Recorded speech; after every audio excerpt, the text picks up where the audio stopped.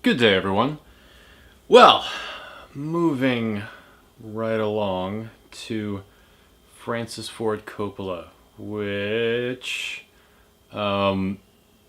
this episode, I always wish I'd done a better job with this. I say that about a lot of these, but one of the reasons, one of the problems that I have with this era is a lot of the old videos they had shitty sound, but at least like the old ones, I was just using the camera mic, which isn't ideal. But around this time, I was using a lavalier mic, a really cheap lavalier mic. I forget what it was, but it was not good, and it just didn't help. And I just didn't notice. Like that's why, if you go back and see the original uploads, I think you can only hear it through one speaker. And I didn't even know. I don't know how I didn't know, but for some reason, when I listened to it through my laptop, I guess it must have sounded fine. But I just didn't know how shitty it sounded. So it's only retroactively I was able to go back and at least have the sound through both speakers, and give it a little bit of a boost. I don't know. I might have tweaked it a little bit so it sounds better in this version, but in the original version, it doesn't sound great. But this is a special one for me anyway, because in my mind, this is where the story, at least the story that I was kind of burning to tell, where it kind of begins, and also this is where the camera disappears, because up until now, this has been either Bernard filming his own life or filming and producing sketches. And this is the first time where we're just watching Bernard and Fishhook as if we're watching a movie, and there's cutting, and there's, this is not, Bernard is no longer involved in the process. So it's kind of like, this is the moment where the camera just departs and we're in a different space. And it would have that would have continued. It would have continued to move into in a direction that would have taken us all the way to the finale. So here we go with, make sure the volume is at a good level. Francis Ford Coppola. Spinning. So, dude, I'm not getting this. You're claiming that you wrote Seinfeld? Sounds much better now. No, I never said that I wrote Seinfeld, and I did not write Seinfeld. If I had, it would have been a much more successful show. I'm saying that Seinfeld is one of 1,000 ideas that I've had that was stolen and ruined beyond all recognition by hacks. Fucking good coffee. Yeah. Okay, so hit me with it. What was your original idea for Seinfeld? I'm moving the camera myself. It was going to be about a group of intellectuals who would weekly contemplate and discuss the post-war drift towards the secularization of society and how that society. I kind of wish this wasn't a photo montage. Institutions away from the churches has led to a vacuum in belief systems. Wish I'd done The more of this. fragmentation of communities, and as we strive ever more towards individualism over the collective, increasingly fed by consumer capitalism, by the way, we begin to lose universal reference points, let alone any form of historical meta-narrative into which we can fit our own stories. Postmodern communities, even families, become more transitory in nature as society becomes atomized, which leads to ennui, and without a core system of beliefs to uphold it, inevitably, nihilism. Just moving it.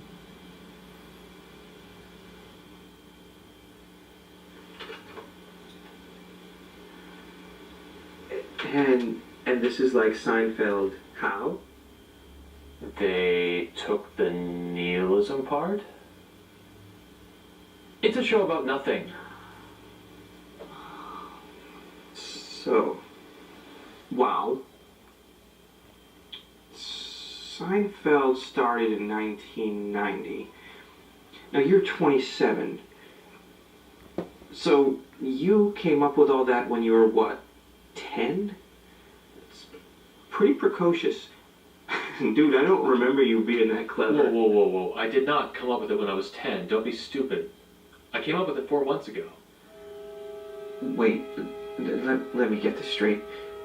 You're saying that you came up with this idea 4 months ago, 9 years after Seinfeld went off air, and that somebody stole your idea, sucked that little baby right out of your head, went back in time, ruined it beyond all recognition, made a couple $1,000,000 off of it. Is that right? Do you really believe that? Yes. How do they do that? Well, if I knew that, I would stop them, wouldn't I? Okay. Wow. So, I've got to hear this. What was the original idea for Curb Your Enthusiasm? I've never seen Curb Your Enthusiasm. What's it Have you about? ever seen it? It's great. You should get the DVDs. It's about Larry David, one of the guys responsible for creating Seinfeld. So, in Curb Your Enthusiasm, so the show's over, it's off the air, and we kind of follow Larry David around through his life, and he's kind of a jerk, and he gets into these mishaps and situations. No, that's not one of mine. I don't like the sound of that, actually. You're right, though. That is some fucking good coffee. I don't think I hit that beat very well. Hi, I know this might be a long shot. I was wondering if I could speak to Francis Ford Coppola. This is his office, correct? This is the best phone call, but Bullshit, you are not Francis Ford Coppola. Get the fuck out of here. Francis doesn't let him answer his own phone. Really? I am speaking to Francis Ford Coppola. The Francis Ford Coppola, the man who made The Godfather. The man who made The Conversation. One from the Heart. Apocalypse Now. Jack. Can you excuse me 1 minute, sir?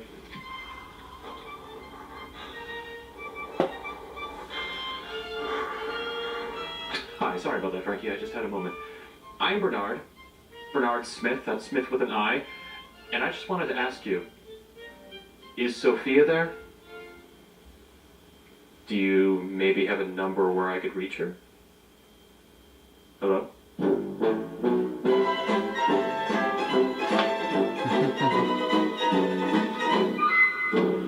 that music is my ringtone, by the way. Oh, my poor wife has to hear that every single morning, and I get up super early. And we've only just started watching Curb Your Enthusiasm. She's seen some of it, but when we subscribe to the HBO app, we've been going back watching old episodes. So it's like now, when a new episode begins, she's like, But, no, I chose that as my ringtone because I just thought, oh, that's like the perfect, like maybe I'll be in an awkward situation and then suddenly my phone rings and it'll be perfect. That never happened. Not once. It's never ever been funny. I don't know why. I just haven't bothered to change it. No, that beat where I'm supposed to look at the camera because it's supposed to be, the gag is that, it's like in this analogy, Cornelius Blow was Seinfeld and Bernard Smith is Curb Your Enthusiasm. Well, because those are the terms that we used when we were kind of like figuring out the whole series. That by comparison, that in YouTube terms, Cornelius Blow is like more like a traditional sitcom, and then Bernard was gonna swear and it was gonna be just rougher around the edges, that kind of thing. And I just, for some reason, I don't know if I communicated that beat at all. I can't tell. But no, I like the tone of this one because this is getting closer to what the movie would have been. In fact, I could almost, I've even thought about at various times, not now, but kind of reshooting this as a short film, but giving it a different ending, an ending that would which I won't go into now, but just the fact that it suddenly, even though the premise is absurd, where it's actually kind of being treated seriously in a weird way, it kind of becomes dramatic, and I don't know, I like that aspect of it. But yeah, for me, this is where this is why I wanted to get to this so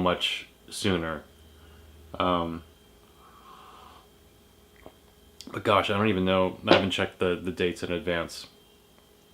But this is over a year into Bernard. Bernard had,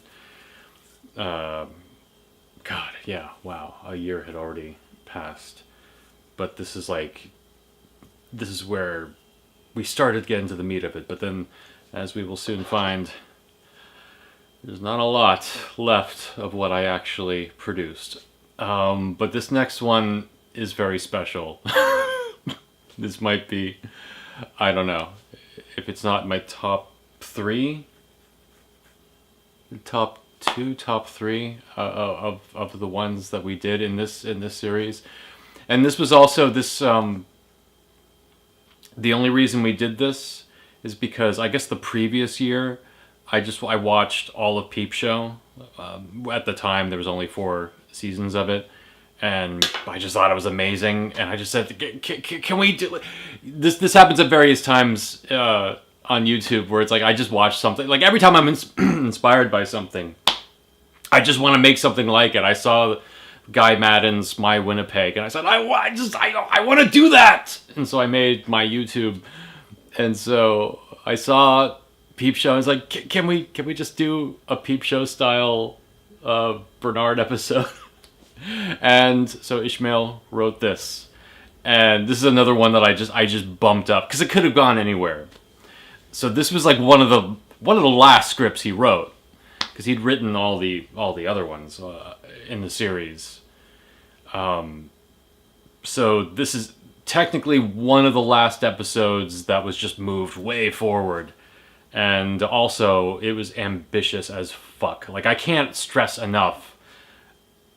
I'm still had my iBook G4, and this is just this video at 7 minutes long. I think it's not the longest Church of Blow video, but it's the longest that actually involved a lot of cutting, a lot of overlapping dialogue.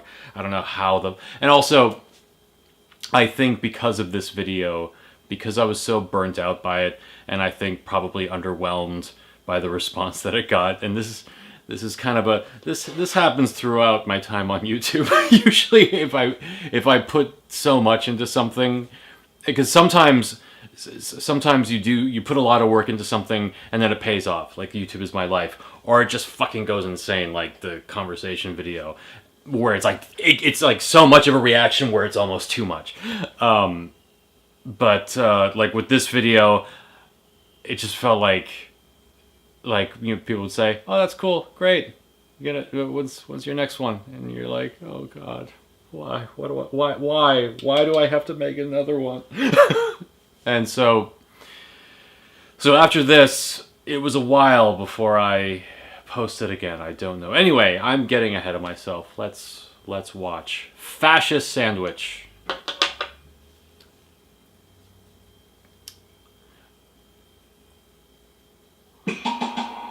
Please. No. Please? No. I made you coffee. Cretin. He really does believe coffee is the way to get anything he wants. It's like dealing with a child. I'll be your best friend. I'll make you a coffee. Yeah, well, not this time. Tom Baker in the dealing with a background. fully functioning Oh yeah, you can see my copy of Monty boy. Python's Contractual Obligation album. Okay. Yo, you can see this But I can poster in the only take background one too. Dickweed. He'll do anything for coffee. It's like taking candy from a baby.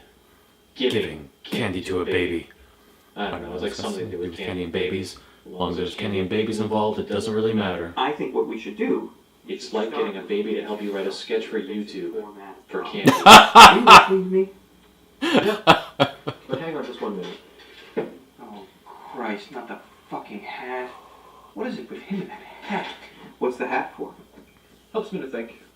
Somehow it helps to focus my mind. And I look fucking great in it. I look like Leopold Bloom from Ulysses, or Oddjob in Goldfinger, or some other famous literary character who used to wear a derby.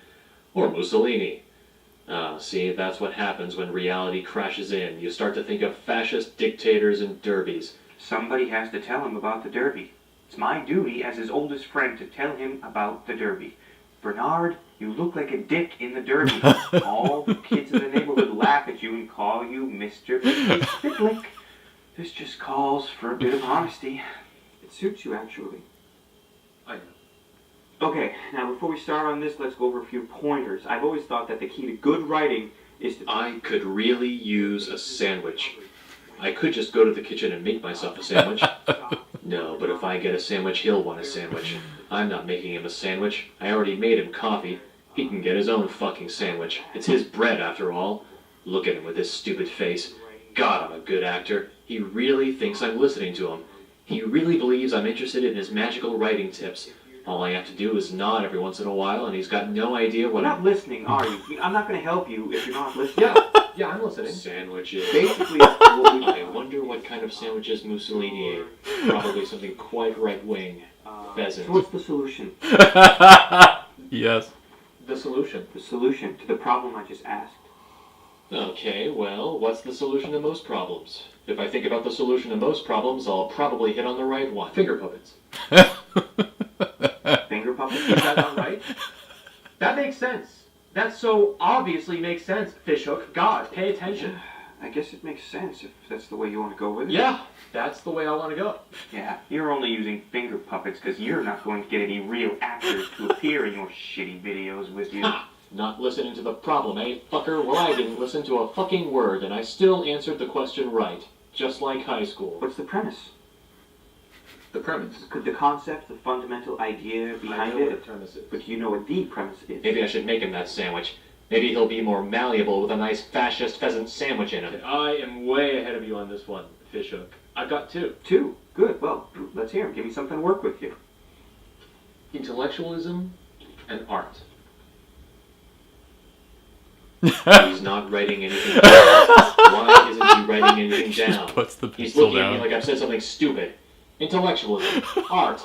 Nothing stupid about intellectualism and art. This man has no soul.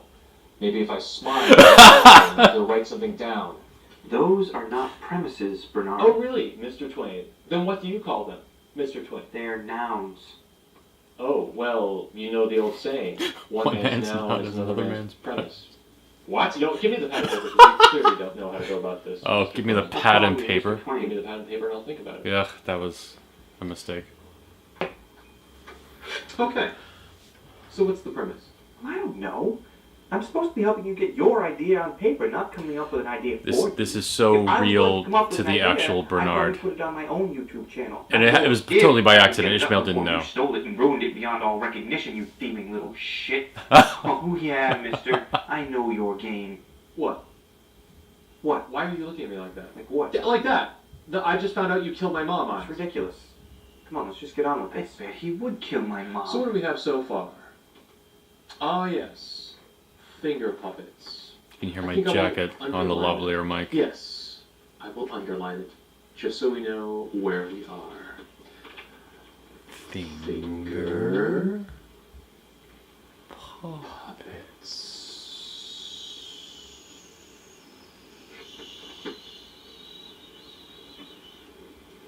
If I stare at him long enough, I'll break him. He'll have to say something to fill the silence because he is weak and I am strong. He'll cough up an idea and he'll go to work and I'll make sandwiches with his bread. Oh, so we're in a stare-off. Yeah, mister. I'll give you a stare-off. I'll stare you off good. Wow, that sounds very wrong. Oh yeah, it's the Battle of Antietam Creek all over again. 15th to 17th of September, 1863, and you, my friend, are General Lee, outnumbered and A little bit of outgunned. Mark's And we'll shortly history. be heading towards an Emancipation Proclamation situation. Take that, Confederate scum! This is easy. I'm good at this. Who knew all that training I did with the next door's cat would come in so useful? Look at him. Oh, you can see the Pixies do a little, too. Mr. Bernard Smith. A man so short of his own original ideas he has to resort to a stare-out. I know your game, Bernie. God, I think I and had to- won't blink. I had to reverse the footage, like I had to lengthen the Nice. Battle shot. of Antietam Creek. God, I'm a dork. Thank God in societal norms I don't speak that way out loud. That could be really embarrassing. Jesus, maybe I do. It doesn't matter one way or the other. I can hear you anyway. What? Yeah, I can hear you anyway. Oh, Come whoa, on. whoa, You can whoa, obviously but- hear my thoughts too. You just responded out loud to something I only thought in my head. Yes, I can actually, fucker. And I do have original ideas all the time, thanks. I just wanted to get you involved in something quite special because you're my friend. But if that's your attitude, then I don't want to play with you anymore. Oh yeah? Original ideas like what? Oh, like this one. Like a hearing the character's internal monologues. Oh, yes, very good, very original. No, I'll give you that one. Should I tell him I know damn well he stole it from the British sitcom Peep Show and bent it all out of shape? No, never interfere in another man's psychosis. Besides, he looks... We've already established I can hear you. Go make me a sandwich. Everybody's coming to get me. Oh, I love that one. Whoa, shit. No. Stop. No, I mean, it just proves, even though it's a rip-off of Peep Show, it's a spoof of Peep Show or homage or whatever. We wear it on our sleeve. But it also just demonstrates, Peep Show is such a great fucking format for comedy. Because in 7 minutes, I think we learn more about Bernard and Fishhook and their dynamic. There's just so much compressed into 7 minutes. That's why for me, it's like, how many of these did I do with Keith? 1, 2, 3, 4, 5, ultimately. But this is like the king of them. This is the one. This is the one where that I remember. It's just great, and the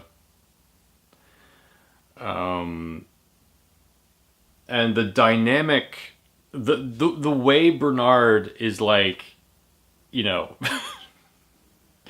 trying to manipulate his friends into just producing for him, being like his production factory. Like he's got to create, so he's putting all the pressure on his friends. This is true to the real Bernard. This is like exactly this scene played out so many times with me and other people that I knew, and anyone who fell into his orbit at various times. It's like he'd try to get you to write something for him, and he'd put all the pressure on you, and like at a certain point, it's like, wait, why am I suffering? This is your fucking thing. And but Ishmael didn't know any of this at the time. He just wrote this, and it just kind of like happened. Because I remember playing this for a friend of mine, someone who knew the real Bernard, and he's the one. Because the thing is, like, this wasn't conscious.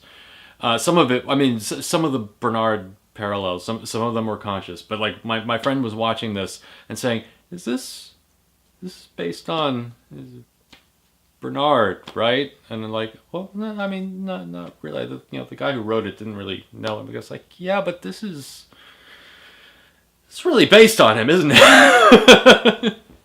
But this is both the most accurate representation of the real Bernard, but also Ishmael didn't know. And Ishmael at this point hadn't even interacted with Bernard, but that happened later. I don't know at what point I should tell that story, because it happened this year, and it was later on. I think already tensions were mounting,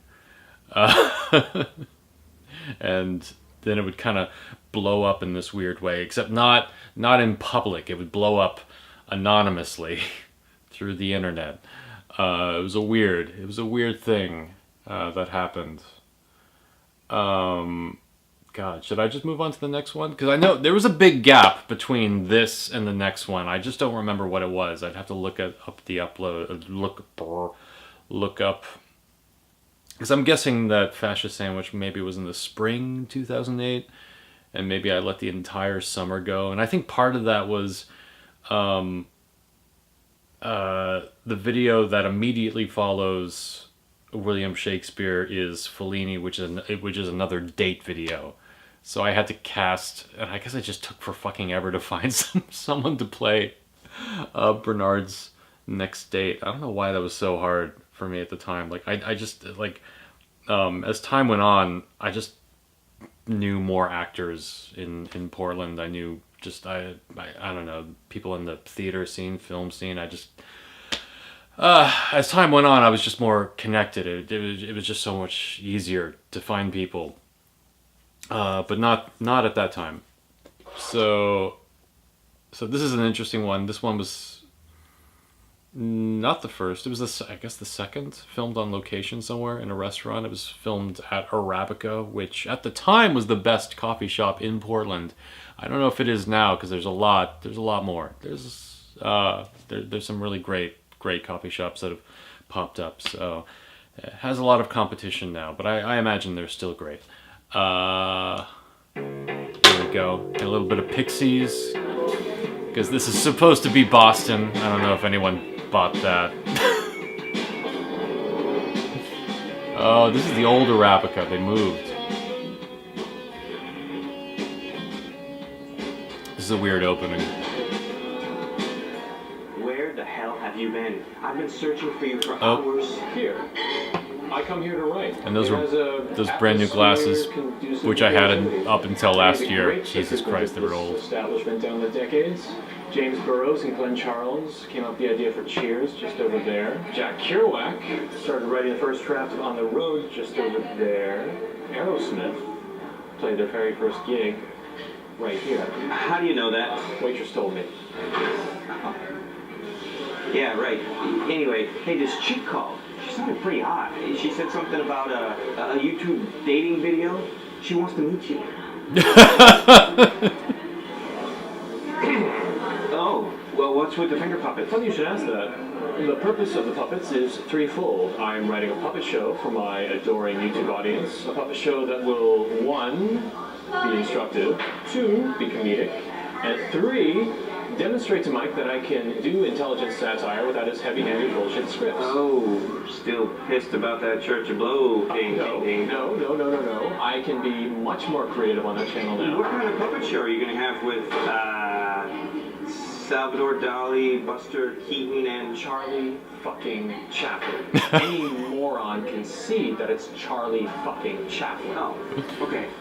I don't think I have that one anymore. Not the fucking point.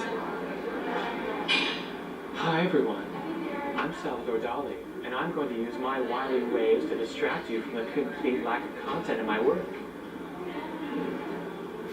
Want to see some clean? No, not really. No, I don't think Salvador Dali spoke in a high-pitched, breathy voice, Bernard. I'm doing a woman, Dickless. It's satire. Oh, okay.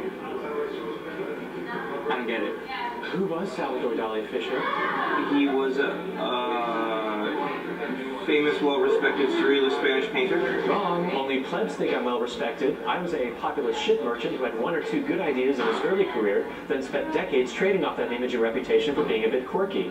I was more interested in being a celebrity than being any good as an artist. Kind of like Steve Martin.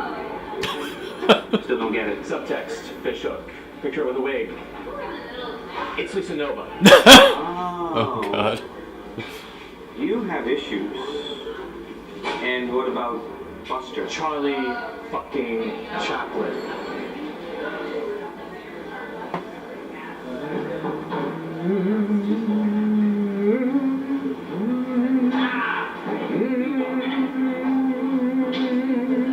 If I was in a small community, I would be asking for pizza. It's Megamon. Oh, again. Magabon. Issues. Wow, there's someone Napoleon must be who's Renetto. forgotten. I'm attempting to take over the world to compensate for my lack of height and my teensy weensy penis. It's going to need some work. Yeah, I'm starting to realize that. It's actually pretty awful. I know. And it's mean. You only have people accusing you of provoking drama in order to get more views. It's art. Okay. So are you going to be in this puppet show too, or are you just going to make fun of people in a way that no one else will understand? Oh. Hey, I can hear you. And we do the Chris Morris gag of claiming someone's dead just to throw them off. And so we say, rest in peace, Dane Cook. Yeah, that was interesting. It's a little rough. Can't hear it very well, but it's fun. I remember in the next video, which came out long time after.